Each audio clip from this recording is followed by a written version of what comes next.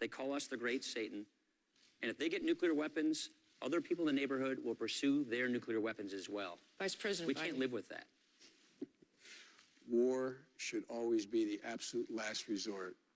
That's why these crippling sanctions with Bibi Netanyahu says we should continue, which, if I'm not mistaken, Governor Romney says we should continue. If I may be mistaken, he changed his mind so often, I could be wrong. But the fact of the matter is, he says they're working. And the fact is that they are being crippled by them. And we've made it clear, big nations can't bluff. This president doesn't bluff. Gentlemen, I want to bring the conversation to a different kind of national security issue, the state of our economy. The number one issue here at home is jobs. The percentage of unemployed just fell below 8% for the first time in 43 months. The Obama administration had projected that it would fall below 6% now after the addition of close to $1 trillion in stimulus money. So will both of you level with the American people? Can you get unemployment to under 6%, and how long will it take? I don't know how long it will take. We can and we will get it under 6%. Let's take a look at the facts. Let's look at where we were when we came to office. The economy was in free fall.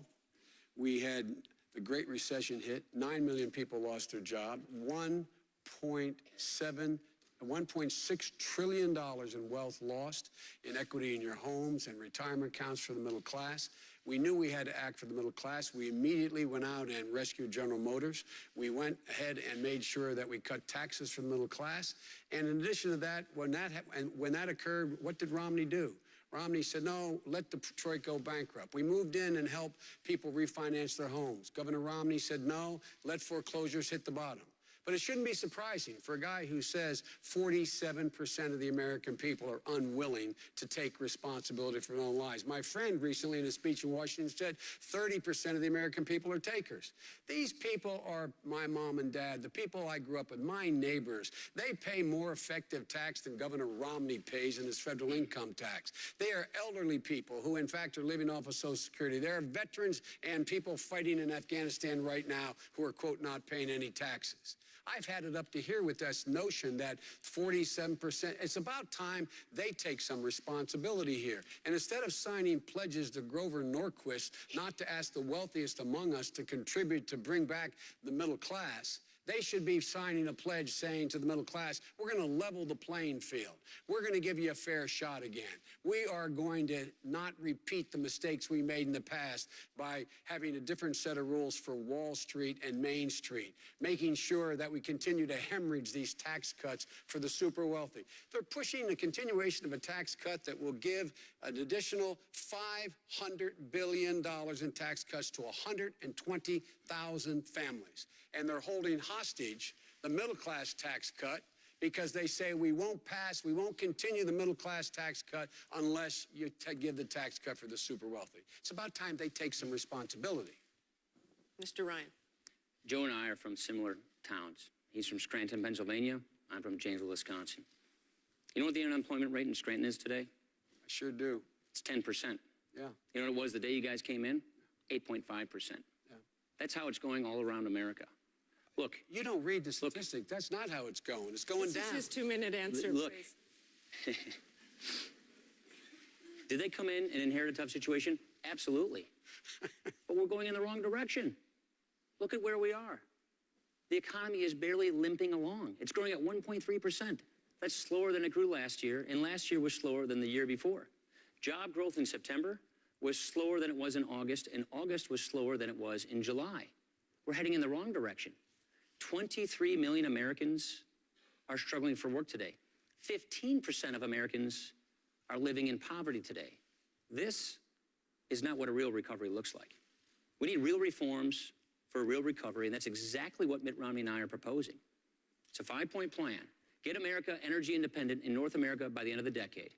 Help people who are hurting get the skills they need to get the jobs they want.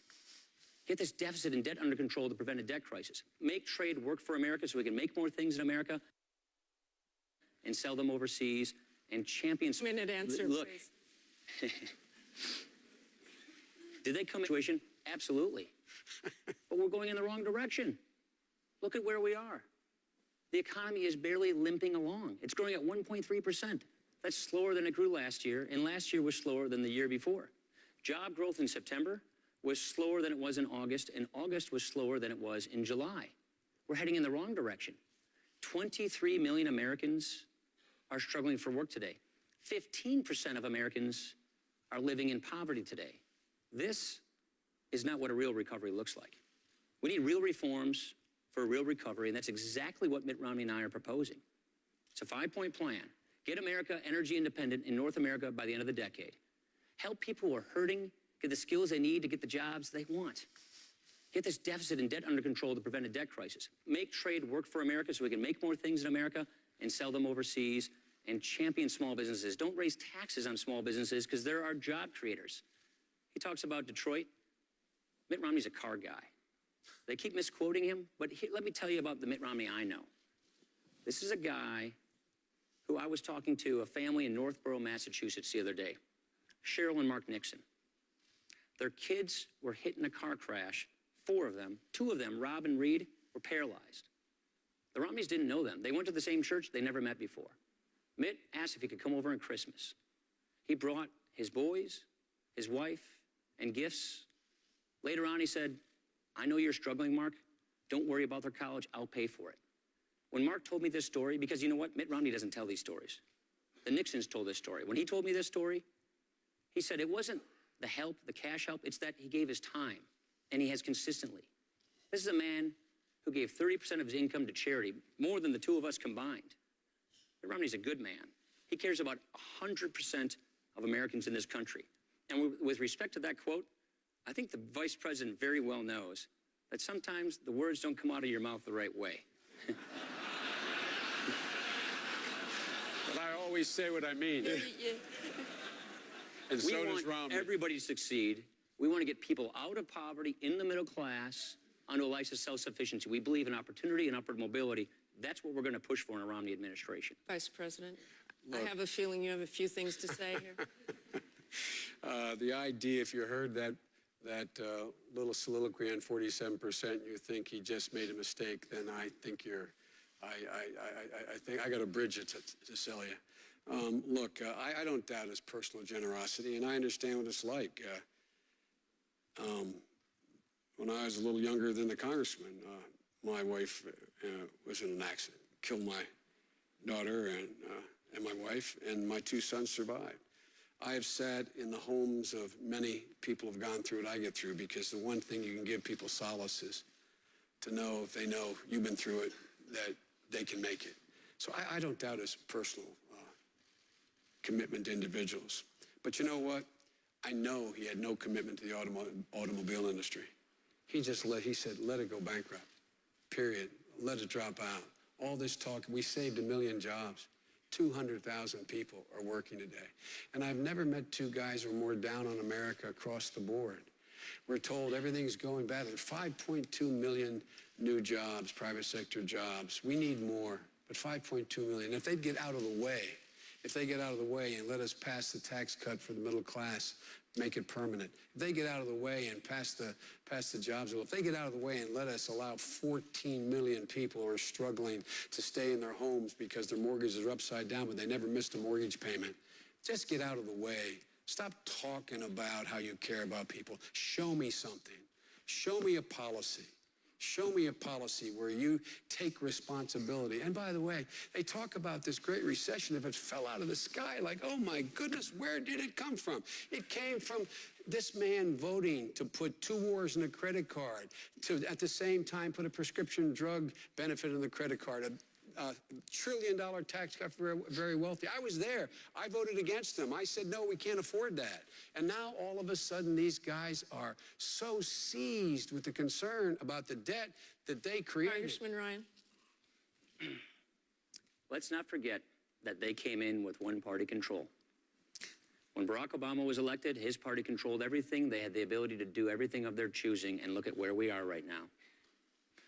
They passed the stimulus. The idea that we could borrow $831 billion, spend it on all these special interest groups, and that it would work out just fine. That unemployment would never get to 8%. It went up above 8% for 43 months. They said that right now, if we just passed this stimulus, the economy would grow at 4%. It's growing at 1.3. When could you get it below 6%? That's what our entire premise of our pro-growth plan for a stronger middle class is all about. Getting the economy growing at 4%,